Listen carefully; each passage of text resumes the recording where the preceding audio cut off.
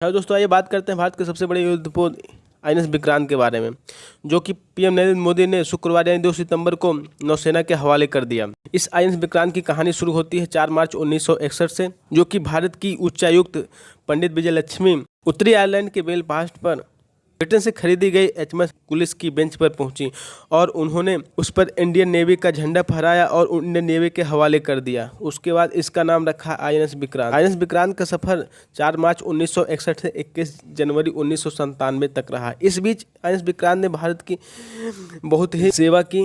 साल 1971 की जंग में आईएनएस विक्रांत ने अपने सिख हाक लड़ाकू विमान से बांग्लादेश की चिटगांव, काक्स बाजार और खुलना में दुश्मन के ठिकानों को तबाह। आइए जान लेते हैं आईएनएस विक्रांत के बारे में और कुछ जानकारी। 1999 की कारगिल की जंग के बाद भविष्य के खतरों से निपटने के लिए एक विशालकाय एयरक्राफ्ट कैरियर बनाने का प्रस्ताव रखा गया, जो स्वदेशी। इंडियन नेवी के पास ऐसे युद्धपोत ऑपरेट करने का एक्सपीरियंस तो था, लेकिन बनाने का नहीं।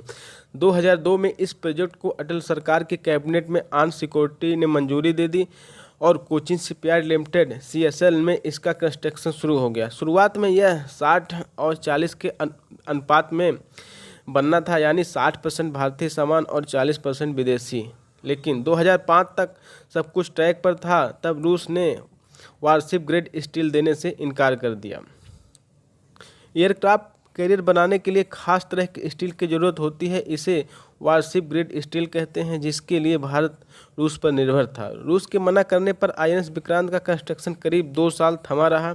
इस बीच DRDO और स्टील अथॉरिटी ऑफ इंडिया ने मिलकर आपदा को अवसर में बदला और भारत ने खुद वारशिप ग्रेड स्टील डेवलप कर लिया, जिससे दूसरे देशों पर निर्भरता खत्म हो गई। 2009 में आईएनएस विक्रांत की कील रखी गई, यानी युद्धपोत का प्रोग्रेसिव कंस्ट्रक्शन शुरू हुआ। 29 अगस्त 2011 को विक्रांत ड्राई डक से बाहर आया, यानी इसका ढांचा बनकर तैयार हुआ। 12 अगस्त 2013 को इसे लॉन्च किया गया और दिसंबर 2020 में इसे बेसिन ट्रायल पूरे हो गए। 4 अगस्त 2021 को इसे पहली बार समुद्र में उतारा गया और जुलाई 2022 तक इसके लिए ट्रायल हुए।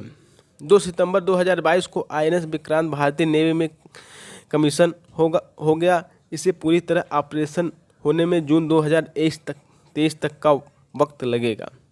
इसमें 4LM 2500 गैस टर्बाइन्स हैं, जो 88 मेगावाट पावर जनरेट करेंगे। इससे आधे जयपुर को बिजली दी जा सकती है। विक्रांत में 14 डेक हैं, जो 10 मंजिला इमारत की तरह दिखता है। इसमें कैंटीन के साथ मॉडर्न किचन भी है, जहां 1 घंटे में 1600 लोगों के लिए खाना बन सकता है। यह 262 मीटर लंबा, 62 मीटर चौड़ा और 59 मीटर ऊंचा है।